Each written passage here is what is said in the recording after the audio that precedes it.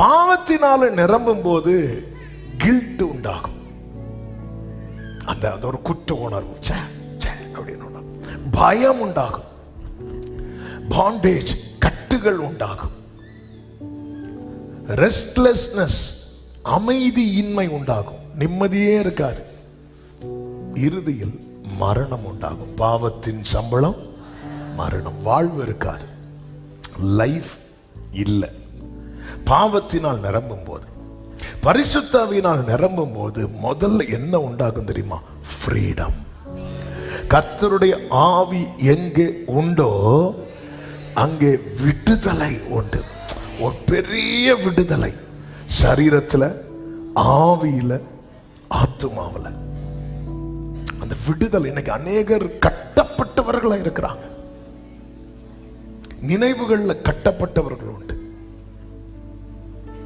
கட்டப்பட்ட நிலை. தாவீது ஒரு கட்டப்பட்ட சூழ்நிலையில தான் ஜெபிக்கிறான். என் ஆத்துமாவை காவலுக்கு நீங்களாக்கி விடும் அப்படின்னு கேட்கிறான். அப்போ ஒரு மனதளவில் அவர் கட்டப்பட்டிருக்கிறார். அதனாலதான் கலக்கம் வரும்போது என் ஆத்துமாவை நீயே, சில இடத்துல சொல்றாரு என் ஆத்துமாவை கர்த்தரை ஸ்தோத்திரி. எப்பவுமே அவருக்கு சொல்ல முடியல, கட்டப்பட்ட நிலை. அப்பதான் ஒரு தேவ பிள்ளைக்கு என்ன தேவைன்னா நிறைவு, விடுதலை உண்டாகும். அடுத்து பீஸ், சமாதானம் உண்டாகும். அடுத்து பவர். பரிசுத்த ஆவி உங்களிடத்தில் வரும்போது நீங்க என்ன அடைந்தா? பலன் அடைந்து பவர், வல்லமை உண்டாகும். அடுத்து விக்டரி, ஜெயம் உண்டாகும். அடுத்து லைஃப், வாழ்வு உண்டாகும். வாழ்வு உண்டாகும். ஆமென், ஆமென். ஆண்டவருக்கு மகிமை உண்டாவதாக. அப்ப ரெண்டுமே இதுக்கு பேலன்ஸ் நிக்க முடியாது. நம்ம பேலன்ஸ் நிக்க ட்ரை பண்ணிட்டு இருக்கிறோம், எல்லாத்திலையும் ஃபெயில் ஆயிட்டு இருக்கிறோம். இதான் இன்னைக்கு எனக்கு கிடைச்ச வெளிச்சம் இது. அவ்வளவுதான். ரொம்ப ட்ரை பண்ணி நீ ஃபெயில் ஆயிட்டு இருக்க. நீ ஜெயிக்கவே இல்லை. எதுல ஜெயிச்சிருக்கும்? ஒன்றுல சொல்லுங்க பார்க்கலாம். ஸ்பிரிச்சுவல்ல என்ன, எதுல ஜெயிச்சிருக்கும்? அனுபவிக்கிறது வேற, ஜெயிக்கிறது வேற. ஜெயிக்கணும். ஏன் ஜெயிக்க முடியலன்னா நம்ம இதையும் விட மாட்டேங்கிறோம், அதையும் ட்ரை பண்ணிட்டு இருக்கிறோம். நீ இதுக்குள்ள போயிட்டனா அப்படியே உள்ள கூட்டிட்டு போயிடுவாரு. அந்த எக்ஸ்ட்ரீமை காட்டிட்டு நீ திரும்பி வரும்போது நீ ஏற்கனவே பார்த்தது அங்க இருக்காது. நீ அதுக்கப்புறம் பார்க்கறதெல்லாம் தரையை பார்க்க மாட்ட, தரையில வளர்ந்த விருட்சங்களை பார்ப்ப. எக்ஸ்ட்ரீமை பார்த்தா அதுக்கப்புறம் கண்ணு வந்து மண்ணை பார்க்காது, கண்ணு வந்து மரத்தை பார்க்கும். ஆமென். முதல்ல கர்த்தர் கூட்டிட்டு போகும்போது வெறும் தரை, மண்ணை பார்த்துச்சு. ஆனா திருப்பி அந்த எக்ஸ்ட்ரீமை பார்த்துட்டு திருப்பி வரும்போது கண்ணு மண்ணை பார்க்கல, கண்ணு ஓங்கி வளர்ந்த விருட்சங்களை பார்க்குது. அதுக்கப்புறம் பார்வை மாறிடும்.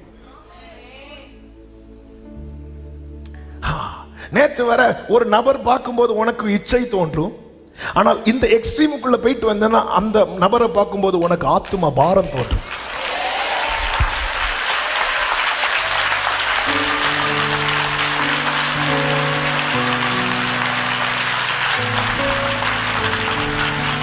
அப்ப இச்சை தோணுனா என்ன பண்ணணும்னு ஆசை வரும். கொஞ்சம் கஷ்டமா இருக்கும் வேடு, சாரி. அதனால இச்சை தோணுனா என்ன பண்ணணும்னு ஆசை வரும்.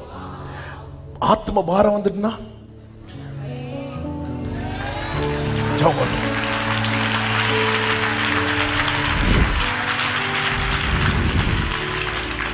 ஹல்லேலூயா, ஹல்லேலூயா. இச்சை தோணுனா அந்த ஆள் கூட பாவம் பண்ணணும்னு ஆசை வரும். பாரம் வந்துட்டு அந்த ஆளுக்காக ஜெபம் பண்ணணும், அந்த ஆளுக்கு நன்மை செய்யணும், அந்த ஆளு குழியில இருந்த தூக்கி விடணும். இதான் ரெண்டு எக்ஸ்ட்ரீம். ஆண்டவர் கேட்கிறா, நீ இந்த அர்த்தத்தை பார்க்க விரும்புறியா? இப்போ ஒரு நபரை பார்க்கும்போது நமக்கு ஒரு இச்சை என்பது மனதில் டப்புன்னு எழுங்குற, நமக்கு தெரியாது. நமக்கு அது இச்சைன்னு எப்போ தெரியும் அப்படின்னா அது ஒரு லெவலை டச் பண்ணும்போது தான் நான் என்ன யோசிச்சுட்டு இருக்கிறேன் அப்படின்னு வரும். ஃபர்ஸ்ட் வந்து நமக்கு மனசுக்கு வந்து கூலா இருக்கும். ஒரு நபரை பார்க்கும்போது ஓகே, ஒரு பொருளை பார்க்கும்போது ஓகே, இது நல்லா இருக்குல்ல, இப்படிதான் இருக்கும். இந்த நல்லா இருக்குல்லங்கிற வேர்டில் எந்த தப்பும் இல்லை. அந்த நல்லா இருக்குல்லங்கிறது தான் அது வந்து வேற மாதிரி ஃபார்ம் ஆகும். அந்த கனி வந்து புசிப்புக்கு நல்லது, அது நல்லது. அப்போ அந்த பர்சனை பார்க்கும்போது நமக்கு அப்போ அதுதான் துன்மார்க்கத்துக்கு ஏதுவான வெறி. அது வந்து அது கொஞ்சம் கொஞ்சமாக போயிட்டே இருக்கும். துன்மார்க்கத்துக்கு ஏதுவான வெறி கொள்ளாமல். ஏன் அந்த துன்மார்க்கத்துக்கு ஏதுவான மதுபான வெறி அப்படின்னு போட்டிருக்குன்னா, அந்த குடிக்கிறவங்களை நீங்கள் பார்த்தீங்கன்னா, அந்த குடிக்கிறவங்கன்னா கொஞ்சம் கொஞ்சமாக குடிச்சு குடிச்சு குடிச்சு குடிச்சு குடிச்சு குடிச்சு குடிச்சு குடிச்சு தலைக்கு ஏறி கிடப்பாங்க. அப்போ அந்த ஸ்டார்டிங்கில் கொஞ்சம் கொஞ்சமாக ஸ்டார்ட் ஆகி ஒவ்வொரு பாட்டிலாக காலியாகி ஆள் ஜாலின்னு குடிச்சு காலி ஆயிடுவான் மனுஷன். ஒவ்வொரு ஸ்டெப்பாக கொஞ்சம் கொஞ்சமாக அப்படியே ஃப்ளாட்.